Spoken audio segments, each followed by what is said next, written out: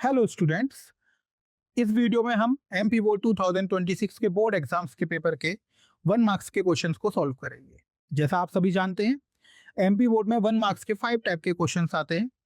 एक तो आते हैं आपके वन आंसर, वन वर्ड और सेंटेंस में आंसर देने वाले question, fill in the blanks question, choose the correct answer, जिसमें आपके 4 ऑप्शन दिए होते हैं, एक ऑप्शन आपको चूज करना पड़ता है, मैच द करेक्ट पेयर और ट्रू फॉल्स। तो वन बाय वन आज हम इन सभी को सॉल्व करेंगे। सबसे पहले हम पहले क्वेश्चन से स्टार्ट करेंगे। 2026 एग्जाम के आपका जो पहला क्वेश्चन था वो था write the answer in one word और सेंटेंस। इसमें हमारे पास पहला क्वेश्चन है write the principal value branch range of sine inverse x. जैसा कि आप सभी जानते हैं, sine inverse x, sine inverse x एक इनवर्स ट्रिग्नोमेट्री फंक्शन है जिसकी जो डोमेन है, डोमेन हमारे पास क्या होती है, डोमेन होती है बच्चों -1 से 1। डोमेन क्या होती है, -1 से 1। और रेंज क्या होती है, रेंज होती है हमारे पास -π/2 से π/2। तो यहाँ पे आपसे क्या पूछा है, क्वेश्चन में हमसे रेंज पूछी है तो हम इसकी रेंज बता देंगे। इसकी जो रेंज होगी वो क्या होगी हमारे पास, -π/2 से π/2 क्लोज इंटरवल। इंटरवल जो रहेगा वो कैसा रहेगा, क्लोज रहेगा। तो इसका आंसर हमारे पास हो जाएगा -π/2 से π/2 क्लोज इंटरवल। नेक्स्ट क्वेश्चन की तरफ चलते हैं। नेक्स्ट क्वेश्चन है हमारा डिफाइंस इक्विवेलेंस रिलेशन।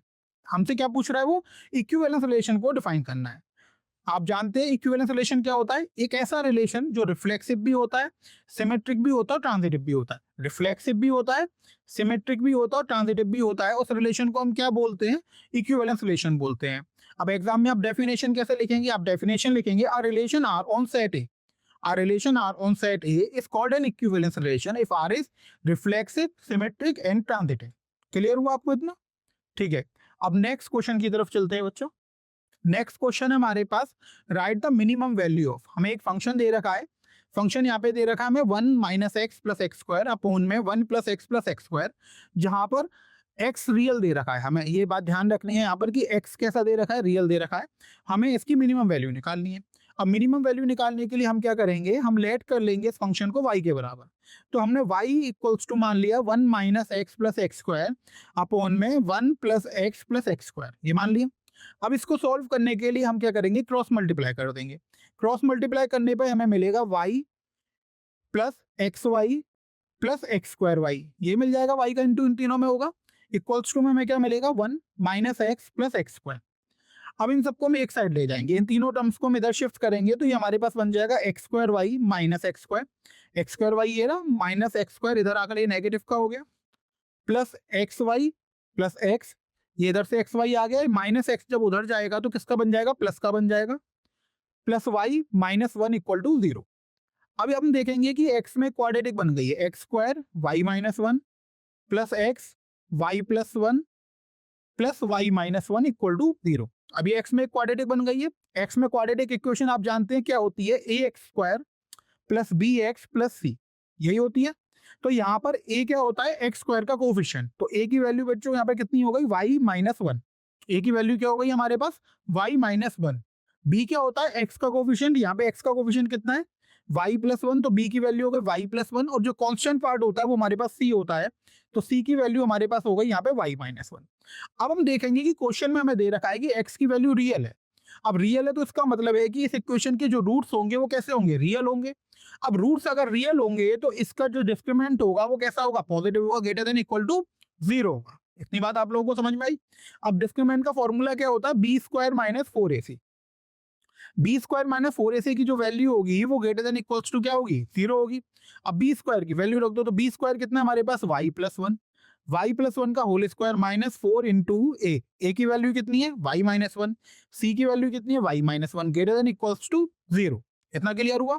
ओपन कर लो इसको, y² + 1 + 2y -4, ये y - 1 का होल स्क्वायर हो जाएगा, तो y² + 1 - 2y greater than equals to क्या हो जाएगा हमारे पास, 0 हो जाएगा। आगे सॉल्व करेंगे तो y² + 1 + 2y -4y² - 4 + 8y greater than equals to 0। ये हो जाएगा माइनस का 3y², क्योंकि y² - 4y² है तो क्या बचेगा, माइनस का 3y²।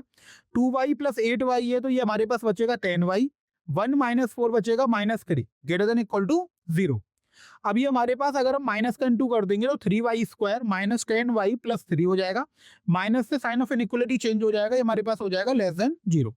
इसमें हम मिडिल टर्म स्प्लिटिंग करेंगे तो 3y² minus 9y minus y plus 3 less than equal to 0।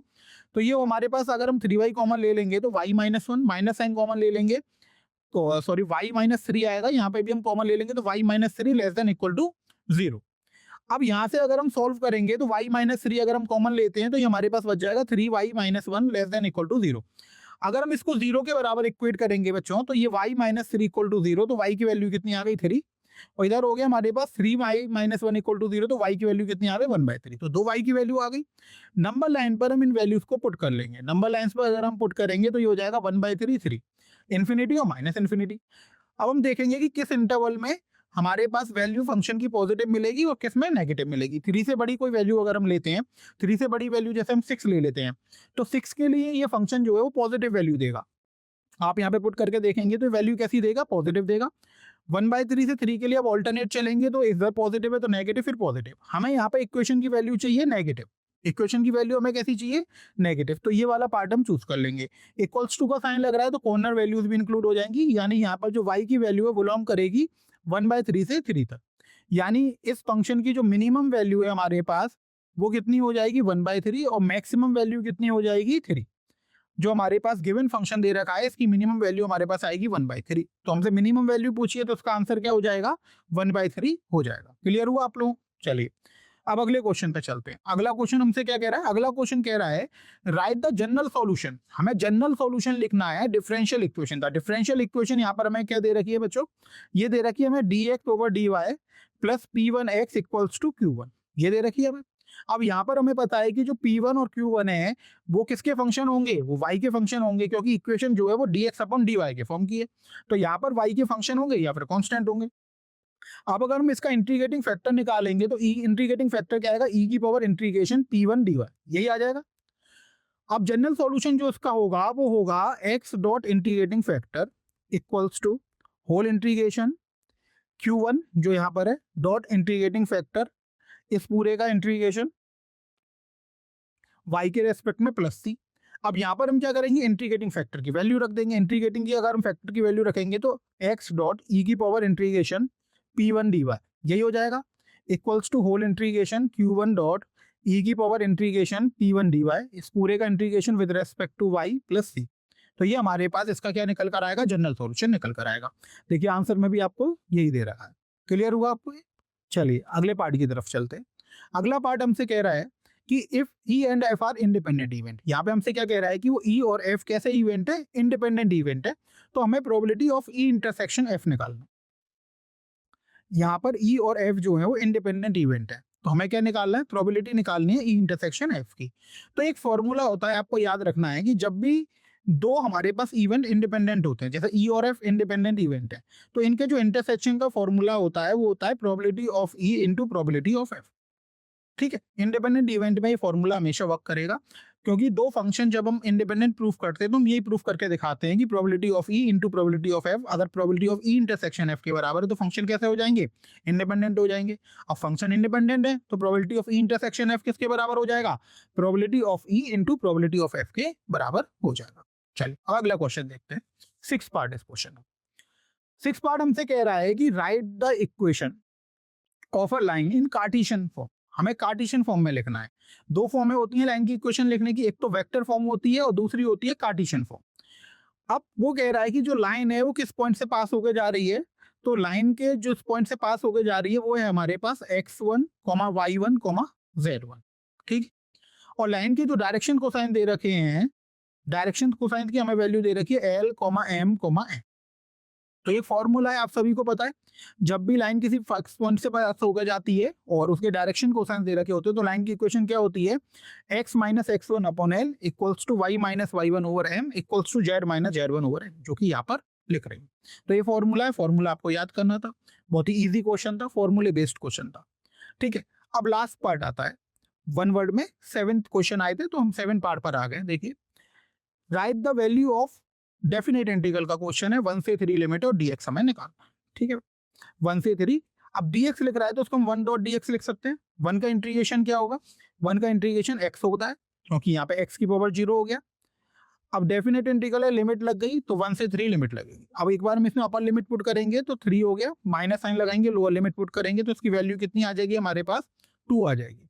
तो ये हमारे पास आंसर इसका कितना आ गया, 2 आ गया। तो आपने देखा कि जो 1 मार्क्स में जो पहले आपके क्वेश्चन आया था आंसर इन 1 वर्ड और सेंटेंस, वो हमारा कंप्लीट हो चुका है। चलिए अब सेकंड क्वेश्चन की तरफ चलते हैं। सेकंड क्वेश्चन है हमारे पास, choose and write the correct option. अब यहाँ पर हमें एक क्वेश्चन दिया है, उसके 4 ऑप्शन दिए हैं, हमें ये बताना है कि चारों में से सही ऑप्शन कौन सा है। ठीक है बच्चों, अब देखिए पहला क्वेश्चन क्या है इसका। सेकंड क्वेश्चन का जो फर्स्ट पार्ट है वो हमसे कह रहा है कि if R is a relation in a set N, R एक रिलेशन है जो कि एन सेट पर डिफाइन है। एन क्या होता है, नेचुरल नंबर पर डिफाइन, एन मतलब नेचुरल नंबर। आर रिलेशन हमें यहाँ पे दे रखा है कि आर में वो ये कह रहा है कि ए कॉमा बी ऑर्डर पेयर आएगा। कब आएगा, जब ए की वैल्यू किसके बराबर होगी, बी माइनस 2 के बराबर होगी। और यहाँ पे एक कंडीशन हमें दे रखी है कि बी की वैल्यू किससे बड़ी है, 6 से बड़ी है। तो हम 1 बाय 1 हर एक ऑप्शन को पुट करके देखेंगे इसमें कि कौन सा ऑप्शन इसको सेटिस्फाई कर रहा है।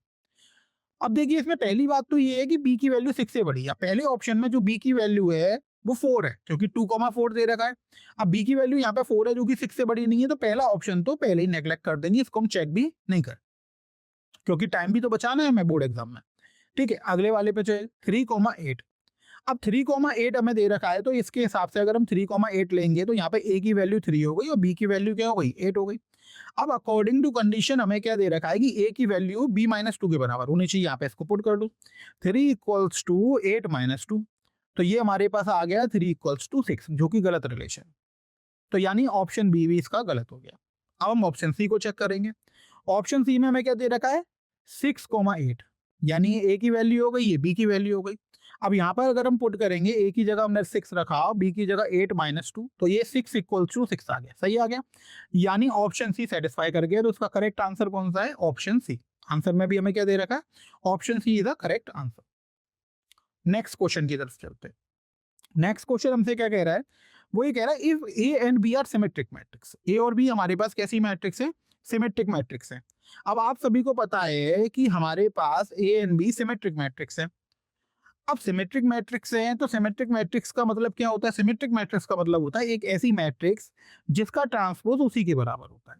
यही होता है ना सिमेट्रिक मैट्रिक्स का मतलब, एक ऐसी मैट्रिक्स जिसका ट्रांसपोज करने पर हमें वही मैट्रिक्स वापस मिल जाए, तो इसको हम क्या बोलते हैं, सिमेट्रिक मैट्रिक्स बोलते हैं। तो यहाँ पे ए का ट्रांसपोज ए के बराबर होगा। तो ए मैट्रिक्स हमने ली, ए का ट्रांसपोज किसके बराबर हो जाएगा, ए के बराबर, और बी का ट्रांसपोज किसके बराबर हो जाएगा, बी के बराबर। ये गिवन है क्योंकि हमें दे रखा है A and B are symmetric matrix of same order. अब हमें ये बताना है कि A B minus B A कैसी मैट्रिक्स होगी। हमें क्या बताना है, A B minus B A, तो हम इसका ट्रांसपोज निकालेंगे। क्या निकालेंगे, इसका ट्रांसपोज। अब ट्रांसपोज करेंगे तो ये हो जाएगा बच्चों A B transpose minus B A transpose, यही हो जाएगा। कौन सी आइडेंटिटी लगाई हमने, हमने आइडेंटिटी लगाई ए प्लस बी का ट्रांसपोज बराबर A transpose plus B transpose. अब यहाँ पे इनटू आ गया। अब अगर हम ए बी ट्रांसपोज खोलते हैं तो वो रेसिप्रोकल खुलता है, तो ये होता है हमारे पास बी ट्रांसपोज इनटू में ए ट्रांसपोज। ट्रांसपोज में जब मल्टीप्लाई होता है तो जब हम ट्रांसपोज को ओपन करते हैं तो वो रेसिप्रोकल में होता है, उल्टा होता है। तो ये हो जाएगा बी ट्रांसपोज ए ट्रांसपोज। तो यहाँ पे हम पुट करेंगे इसे, तो ये हमारे पास हो जाएगा B transpose A transpose minus, अब इसको ओपन करेंगे तो ये भी उल्टा ओपन होगा, तो ये हो जाएगा ए ट्रांसपोज बी ट्रांसपोज। अब ऊपर कंडीशन हमें देखिए क्या दे रखी है कि ए ट्रांसपोज किसके बराबर है, ए के बराबर, क्योंकि ए सिमेट्रिक मैट्रिक्स है। बी ट्रांसपोज किसके बराबर है, बी के बराबर, क्योंकि बी भी सिमेट्रिक मैट्रिक्स है, वो हम यहाँ पे पुट कर देंगे। तो ये हो जाएगा B A minus A B. अब देखिए यहाँ पे A B minus B A लिख रहा है, यहाँ पे B A minus A B लिख रहा है, तो अगर मैं इसमें से माइनस साइन कॉमन ले लूँ तो ये ए बी माइनस बी हो जाएगा। यानी किसी मैट्रिक्स का ट्रांसपोज उसके नेगेटिव के बराबर है। तो ये कौन सी मैट्रिक्स होती है, स्क्यू सिमेट्रिक मैट्रिक्स होती है। देखिए सिमेट्रिक मैट्रिक्स क्या होती है, जब ट्रांसपोज उसी के बराबर होता है। स्क्यू सिमेट्रिक क्या होती है, स्क्यू सिमेट्रिक मैट्रिक्स में बच्चों क्या होता है कि A transpose equals to minus, यही होता है ना, उसके नेगेटिव के बराबर होती है। तो यहाँ पर ए बी माइनस बी ए का ट्रांसपोज नेगेटिव है, ए बी माइनस बी आ गया, तो इसका मतलब है कि ये मैट्रिक्स कैसी हो गई, स्क्यू सिमेट्रिक मैट्रिक्स हो गई। तो इसका आंसर हो गया स्क्यू सिमेट्रिक मैट्रिक्स। चलिए अगले क्वेश्चन पर चलते। अगला क्वेश्चन हमसे क्या कह रहा है, अगला क्वेश्चन हमसे कह रहा है the number of arbitrary constant in the general solution of a differential equation of 4th order. General solution है बच्चों, जनरल सॉल्यूशन है डिफरेंशियल इक्वेशन। और कितने ऑर्डर का है? फोर्थ ऑर्डर का। तो आप ये बात हमेशा याद रखना कि जब भी हम डिफरेंशियल इक्वेशन में जनरल सॉल्यूशन में कांस्टेंट निकालेंगे तो जितने ऑर्डर की डिफरेंशियल इक्वेशन होगी उतने ही आर्बिटरी कांस्टेंट उसमें आएंगे। तो ये फोर्थ ऑर्डर की है तो इसमें आर्बिटरी कांस्टेंट कितने हो जाएंगे? 4 हो जाएंगे। अगर हम किसकी बात कर रहे हैं? जनरल सॉल्यूशन की। अगर मान लीजिए जनरल की जगह यहाँ पे पर्टिकुलर सॉल्यूशन आ जाता, कैसा आ जाता? Particular solution. पर्टिकुलर सॉल्यूशन आ जाता तो वहां पे जो आर्बिटरी कांस्टेंट है वो 0 हो जाते। तो जनरल सॉल्यूशन में तो इतने होंगे जितना उसका ऑर्डर होगा, तो यहाँ पे फोर्थ ऑर्डर की है तो कितने हो जाएंगे? 4 हो जाएंगे। अगर इसकी जगह पर्टिकुलर सॉल्यूशन कहता तो फिर कितने हो जाते? 0 हो जाते। पर्टिकुलर सॉल्यूशन में ऑर्डर से कोई फर्क नहीं पड़ेगा, किसी भी ऑर्डर का हो तो उसमें आर्बिटरी कांस्टेंट कितने होंगे? 0 होंगे। लेकिन जनरल सॉल्यूशन में जितने ऑर्डर का होगा उतने ही आर्बिटरी कांस्टेंट होंगे। सेकंड ऑर्डर की है तो 2 होंगे, थर्ड ऑर्डर के 3। यहाँ पे कितने ऑर्डर की है? फोर्थ ऑर्डर की, तो आर्बिटरी कांस्टेंट कितने हो जाएंगे? 4 हो जाएंगे। बहुत ही आसान क्वेश्चन था। चलिए अब अगले क्वेश्चन की तरफ चलते। अगला क्वेश्चन हमसे क्या कह रहा है? तब प्रिंसिपल वैल्यू, हमें इसकी प्रिंसिपल वैल्यू निकालनी है। अब यहाँ पे हमारे पास है क्या? साइन इनवर्स 1/रूट। अब प्रिंसिपल वैल्यू निकालनी है। अब प्रिंसिपल वैल्यू हमें पता है कि साइन इनवर्स में -π/2 से π/2 के बीच में लाई करती है। ये तो हमें पता ही है कि साइन इनवर्स की जो वैल्यू है, जो रेंज है, वो कहां से कहां तक लाई करती है? -π/2 से π/2 के बीच में लाई करेंगे।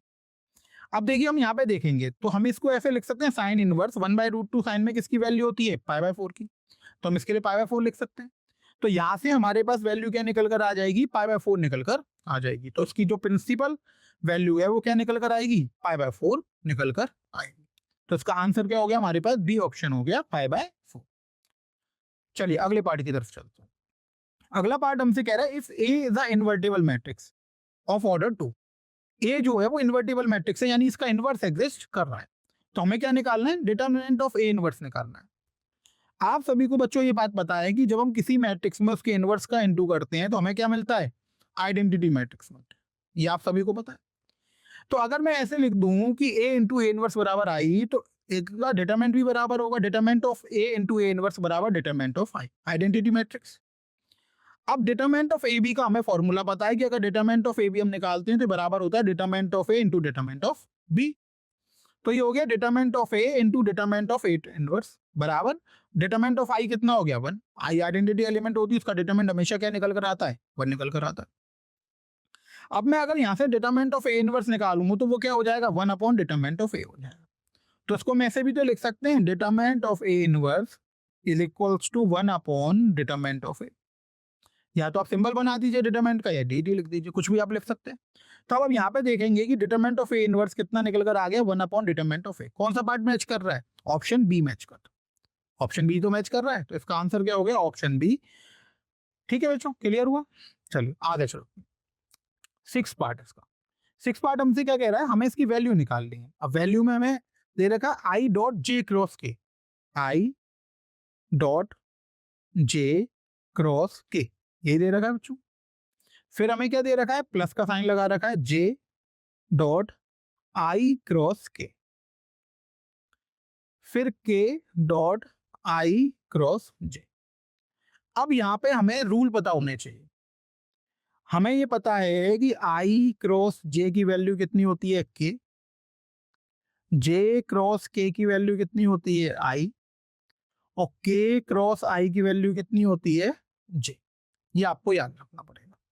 तो अब यहाँ पे वैल्यू पुट करते हैं। देखिए आई डॉट जे क्रॉस के, जे क्रॉस के कितना है? आई। तो यहाँ पे आई आ जाएगा, प्लस का साइन लगाया जे, आई क्रॉस के। अब देखिए यहाँ पे था के क्रॉस आई, यहाँ पे क्या लिख रहा है? आई क्रॉस है, रिवर्स हो गया। तो अब इसकी वैल्यू कितनी आएगी? माइनस का जे, क्योंकि क्रॉस प्रोडक्ट में अगर हम के क्रॉस आई करते हैं तो जे आता है। अगर हम इसको आई क्रॉस जे कर देंगे तो यहाँ पर क्या हो जाएगा? नेगेटिव साइन लग जाएगा।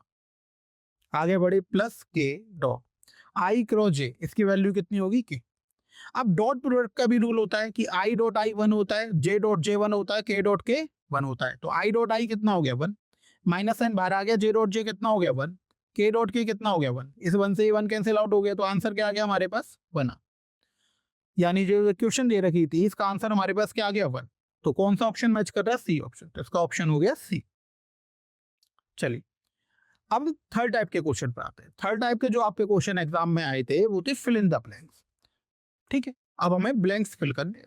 देखिए कैसे, पहला क्वेश्चन पे चलते हैं। पहला क्वेश्चन क्या है, द डेरिवेटिव ऑफ ई की पावर एक्स। ई की पावर एक्स का हमें डिफरेंशिएशन करना है विद रेस्पेक्ट टू एक्स, तो डी ओवर डी एक्स ई की पावर एक्स। आप सभी को पता है ई की पावर एक्स का डिफरेंशिएशन क्या होता है, ई की पावर एक्स है तो वही वापस मिल जाता है, तो आंसर क्या हो जाएगा इसका, ई की पावर एक्स हो जाएगा। बहुत ही आसान क्वेश्चन। अगला क्वेश्चन है यूनिक सॉल्यूशन ऑफ इक्वेशन। अब हमें ए एक्स इक्वल्स टू बी एक इक्वेशन दे रखी है, वो कह रहे हैं यूनिक सॉल्यूशन है। अब यूनिक सॉल्यूशन है तो आप भी सभी को पता है कि यूनिक सॉल्यूशन है तो उसका मतलब ए का इनवर्स एग्जिस्ट कर रहा होगा। अब यूनिक सॉल्यूशन हम कैसे निकालते हैं, यूनिक सॉल्यूशन का फॉर्मूला होता है ए इनवर्स बी। फॉर्मूला क्या होता है, X equals to A inverse B से हम निकालते हैं, ये आप सबने पढ़ा हुआ है, डायरेक्ट फॉर्मूला होता है, इसको यूज करना होता है। तो फिल इन द ब्लैंक्स में हम लिख देंगे कि unique solution of equation X equals to B is given by X equals to A inverse B. तो इसका आंसर क्या हो जाएगा, ए इनवर्स बी हो जाएगा। चलिए आगे चलते हैं। नेक्स्ट क्वेश्चन हमसे कह रहा है the degree of the differential equation. यहाँ पे एक हमें डिफरेंशियल इक्वेशन दे रखी है। डिफरेंशियल इक्वेशन में बेटा दो चीजें पूछी जाती है, एक तो ऑर्डर पूछा जाता है और एक डिग्री पूछी जाती है। ऑर्डर क्या होता है, हाईएस्ट ऑर्डर डेरिवेटिव, यानी हाईएस्ट ऑर्डर कितनी बार ज्यादा से ज्यादा डिफरेंशिएट हुआ है उसको हम ऑर्डर बोलते हैं। जैसे हम यहाँ पे देखेंगे तो d y by d x है, यानी वाई विद रेस्पेक्ट टू एक बार डिफरेंशिएट हुआ। यहाँ पे d y by d x का होल स्क्वायर है लेकिन वाई एक ही बार डिफरेंशिएट हुआ है, ऑर्डर 1 है। यहाँ पर हम देखेंगे दो बार डिफरेंशिएट हुआ है, d two Y over D x square है, यानी वाई को विद रेस्पेक्ट टू दो बार डिफरेंस, तो हायर ऑर्डर डेरिवेटिव का टर्म इसमें ये हो गया। तो यहाँ पे ऑर्डर कितना हो जाएगा, 2 हो जाएगा। ऑर्डर तो पूछा नहीं है हमसे, हमसे क्या पूछी यहाँ पे, डिग्री। अब जो हाईएस्ट ऑर्डर डेरिवेटिव होता है उसकी जो पावर होती है वो क्या कहलाती है, डिग्री कहलाती है। यहाँ पे हाईएस्ट ऑर्डर डेरिवेटिव है हमारे पास D two Y over D x square, इसकी पावर तो कुछ है ही नहीं, बाय डिफॉल्ट पावर कितनी होती है 1, तो इसकी डिग्री क्या हो जाएगी हमारे पास 1 हो जाए। क्लियर हुआ। तो जो गिवन डिफरेंशियल इक्वेशन है इसकी डिग्री क्या हो गई हमारे पास 1 हो गई। चलिए अगले पार्ट की तरफ चलते हैं। अगला पार्ट हमसे क्या कहता है, minimum value of function f given by f x equals to x square. यहाँ पे हमें एक फंक्शन दे रखा है बच्चों f x equals to x square, जहाँ पे एक्स बिलोंग कर रहा है रियल से, तो हमें इसकी क्या निकाल ली है, मिनिमम वैल्यू निकाल ली है। इसको आप ऐसे कर सकते हैं कि आप एक्स स्क्वायर का कर्व बना लीजिए, तो एक्स स्क्वायर का कर्व कुछ इस तरीके से बनता है। तो हमें पता है कि एक्स स्क्वायर की जो मिनिमम वैल्यू मिलती है वो 0 पे 0 ही मिल जाती है, 0 पुट करने पे। और वैसे हम ऐसे भी पता लगा सकते हैं कि एक्स स्क्वायर एक फंक्शन है, एक्स स्क्वायर की वैल्यू हमेशा कैसी होती है, पॉजिटिव होती है, स्क्वायर कभी भी नेगेटिव वैल्यू तो देता नहीं है। तो इसकी मिनिमम वैल्यू जो होगी वो क्या हो जाएगी, 0 हो जाएगी, क्योंकि हमेशा पॉजिटिव वैल्यू देगा तो 0 से बड़ी देगा। तो इसकी मिनिमम जो सबसे छोटा पॉजिटिव है वो कौन सा है, 0 है, तो इसकी मिनिमम वैल्यू कितनी हो जाएगी, 0 हो जाएगी। आप इसको कैसे भी सॉल्व कर सकते हैं। चलिए आगे बढ़ते हैं। आगे हमारे पास a quantity dash as magnitude as well as direction. आपको पता है ऐसी क्वांटिटी जो मैग्नीट्यूड प्लस डायरेक्शन में डील करती है वो क्या होती है, वेक्टर होती है। तो वेक्टर एक क्वांटिटी होती है जिसके पास मैग्नीट्यूड भी होता है और डायरेक्शन भी होता है। अगर डायरेक्शन नहीं होगा तो क्वांटिटी स्केलर हो जाएगी। यहाँ पे मैग्नीट्यूड प्लस डायरेक्शन है तो क्वांटिटी कैसी होगी, वेक्टर होगी। तो इसका बहुत ही आंसर सरल है, आप ओरली कर सकते हैं इसको। चलिए अगला, अब matrix is said to be column matrix. कोई भी मैट्रिक्स कॉलम मैट्रिक्स कब कहलाती है, इफ इट इज ओनली, अब भाई देखो कॉलम मैट्रिक्स है तो हमें पता है सभी को कि कोई भी मैट्रिक्स कॉलम मैट्रिक्स कब कहलाएगी, जब उसमें एक ही कॉलम होगा। कितने कॉलम होंगे, एक कॉलम होगा, तो वो क्या कहलाएगी हमारे पास, कॉलम मैट्रिक्स कहलाएगी। तो इसका आंसर क्या हो जाएगा, 1 कॉलम हो जाएगा। चलिए अब अगले पार्ट की तरफ चलते हैं। फोर्थ क्वेश्चन नंबर 4 हमसे क्या कह रहा है, मैच द करेक्ट पेयर। यहाँ पे हमें करेक्ट पेयर मैच करने हैं, ठीक है। अब देखिए पहला क्या है हमारे पास, integration sine 2x, integration sine 2x। अब इंटीग्रेशन साइन एक्स का इंटीग्रेशन कितना होता है, साइन एक्स का इंटीग्रेशन होता है माइनस का कॉस, तो ये हो जाएगा माइनस कॉस 2x। 2x का डिफरेंशिएशन यानी 2 से हम इसको डिवाइड कर देंगे और प्लस में क्या आ जाएगा, c आ जाएगा। यही होता है बच्चों इंटीग्रेशन। सबसे पहले हमने साइन 2x का इंटीग्रेशन करा, तो साइन 2x का इंटीग्रेशन क्या होगा, माइनस कॉस 2x, क्योंकि साइन का इंटीग्रेशन माइनस कॉस होता है। 2x के डिफरेंशिएशन से हम 2 से डिवाइड कर दिया, प्लस का हमने क्या लगा दिया, c लगा दिया। अब आप देखिए इसमें कौन सा ऑप्शन मैच कर रहा है, डी वाला। तो फर्स्ट का कौन सा ऑप्शन मैच कर रहा है, फर्स्ट का डी ऑप्शन मैच कर रहा है, तो हमने लिख दिया फर्स्ट का डी ऑप्शन। क्लियर हुआ। आगे बढ़ते हैं। Integration dx upon under root में 1 माइनस एक्स स्क्वायर। यहाँ पे dx अपॉन अंडर रूट में 1 माइनस एक्स स्क्वायर दे रखा है, ये एक डायरेक्ट फॉर्मूला होता है। ये किसका, इसका इंटीग्रेशन क्या होता है, इसका इंटीग्रेशन होता है साइन इनवर्स एक्स, ये आपको याद रखना है। Integration dx upon under root में 1 माइनस एक्स स्क्वायर का क्या होता है, sine inverse x, direct formula है। तो सेकंड का क्या हो गया, ईओ। थर्ड हमें इंटीग्रेशन दे रखा है, integration of dx upon 1 plus x square, ये भी डायरेक्ट इंटीग्रेशन होता है। इसका फॉर्मूला क्या होगा, dx upon 1 plus x square है, तो इसका क्या होगा, टेन इनवर्स एक्स। देखिए कहाँ पर है टेन इनवर्स एक्स, जी पर, तो इसका क्या हो जाएगा, जी हो जाएगा, तो थर्ड का क्या हो गया, जी हो गया। क्लियर होगा आपको। आगे बढ़ते हैं, integration D X upon X square minus A square है, क्या है आपके पास, X square minus A square. तो इसका इंटीग्रेशन फॉर्मूला ही होता है, वो आपको याद रखना है। फॉर्मूला होता है इसका 1/2a लॉग मॉड में x माइनस ए ओवर एक्स प्लस ए प्लस का c। ये एक फॉर्मूला होता है, ये आपको याद रखना पड़ेगा, है ना। तो इसका कौन सा ऑप्शन हो जाएगा हमारे पास, ए ऑप्शन हो जाएगा। इसका कौन सा ऑप्शन हो जाएगा, ए ऑप्शन हो जाएगा। तो हमने यहाँ पर ए लिख दिया। चलिए अगला बढ़ते हैं। अब यहाँ पर x square minus A square था, अब क्या कर दिया उन्होंने, ए स्क्वायर माइनस एक्स स्क्वायर। अब यहाँ पे ए स्क्वायर माइनस एक्स स्क्वायर कर दिया है, तो क्या होगा इसका फॉर्मूला, इसका फॉर्मूला होगा बच्चों 1/2a लॉग, अब न्यूमरेटर में आएगा a प्लस एक्स और डिनोमिनेटर में आएगा a माइनस एक्स प्लस का c। ये इसका फॉर्मूला हो जाएगा। तो किससे मैच कर आएगा ये, f वाले से। तो इसका आंसर हमारे पास f हो जाएगा। आगे बढ़ते हैं। अब इंटीग्रेशन cos 2x, यहाँ पे sin 2x का था, अब इंटीग्रेशन किसका दे दिया है, cos 2x का। तो cos x का इंटीग्रेशन क्या होता है, sin x, तो ये हो जाएगा sin 2x।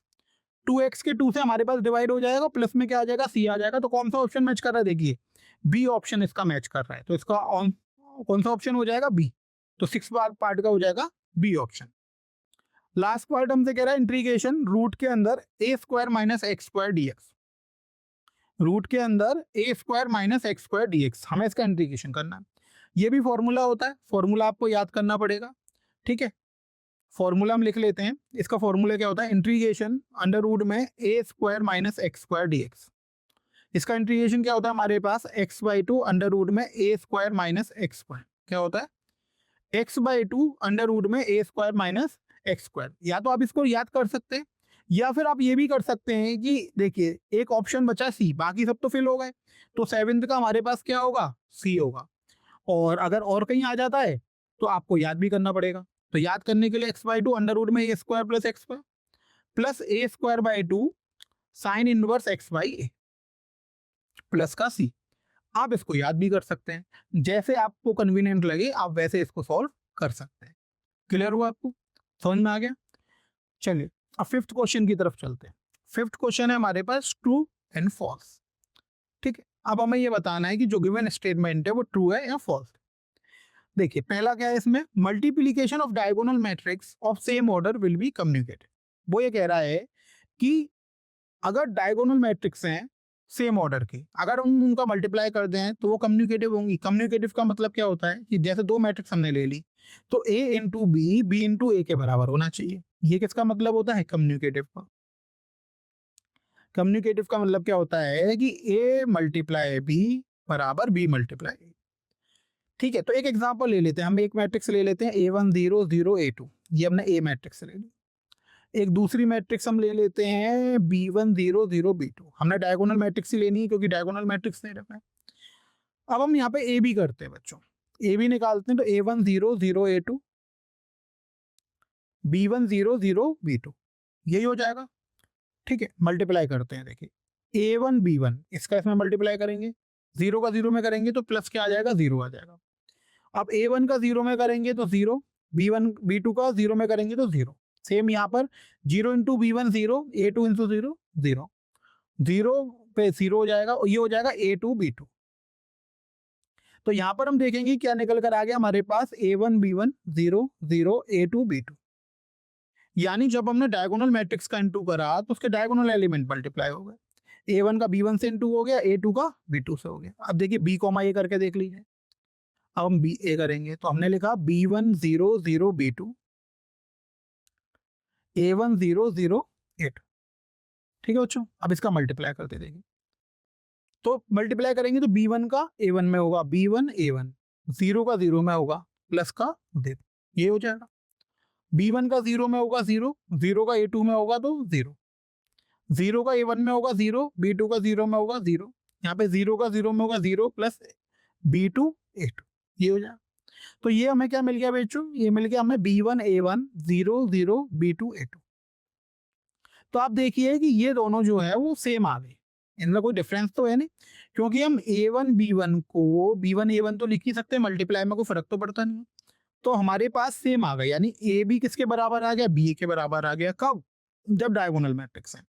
तो ये गिवन स्टेटमेंट कैसा हो गया, ट्रू हो गया कि अगर हमारे पास हम दो डायगोनल मैट्रिक्स का इनटू करते हैं सेम ऑर्डर की, तो वो क्या होता है, कम्युनिकेटिव होता है। Multi generally matrix multiplication communicative नहीं होते हैं, डायगोनल वाले केस में हो जाते हैं। ठीक है, सेकंड पे आते हैं। सेकंड नंबर से क्या कह रहा है, two collinear vectors are always equal in magnitude. ये स्टेटमेंट है, वो कह रहा है दो कोलिनियर वेक्टर तो उनके मैग्नीट्यूड हमेशा बराबर होंगे।